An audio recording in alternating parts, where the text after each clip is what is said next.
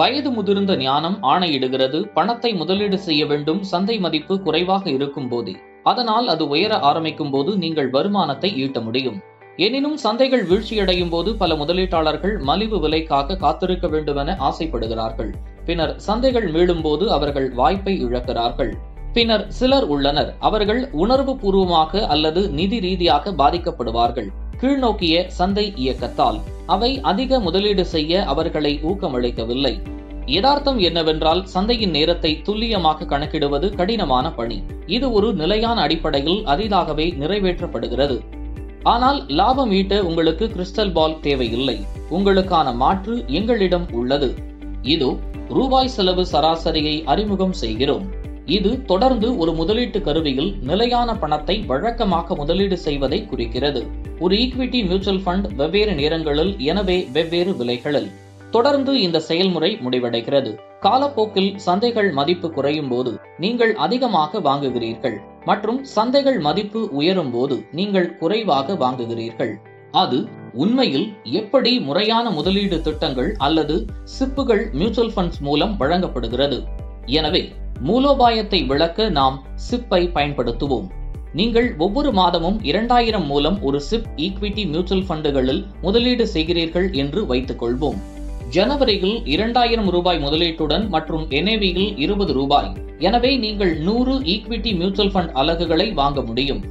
NAV ஆண்டு முழுவதும் இப்படித்தான் நகர்ந்தது என்றால் ஒவ்வொரு அடுத்த மாதத்திற்கான உங்கள் அலகுகளையும் கூட நாம் கணக்கிடுவோம்.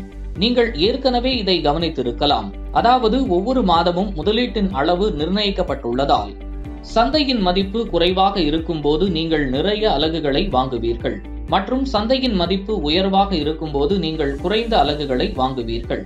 முடிவில் நீங்கள் உணர்வீர்கள், சராசரி விலையில் நீங்கள் சமாளித்து அலகுகள் வாங்கியதை, அதுவும் சராசரி சந்தை மதிப்பை விட குறைவாக அல்லது அலகுகளின் சராசரி NAV-ஐ விட. சிப்புக்கு பதிலாக ஒரு முறை மொத்த பணத்தை முதலீடு செய்வதாக இருந்தால் உங்கள் சராசரி செலவு இந்த குறிப்பிட்ட உதாரணத்தில் அதிகமாக இருந்திருக்கும் மற்றும் நீங்கள் குறைந்த மியூச்சுவல் ஃபண்ட் அலகுகளை வாங்கியிருப்பீர்கள்.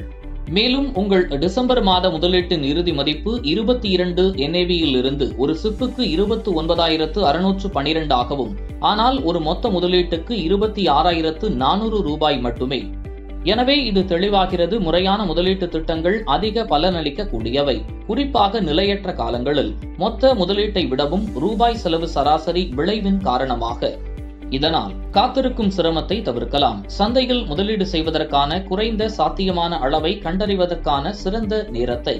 சுருக்கமாக சொன்னால், ரூபாய் செலவு சராசரி மூலம் செயல்படுத்தப்படும் ஒரு முறையான முதலீட்டு திட்டம் நீண்ட காலத்திற்கு ஒரு எளிய மற்றும் பயனுள்ள முறையில் சந்தையின் நிலையற்ற தன்மையை நிர்வகிக்க உங்களுக்கு உதவுகிறது.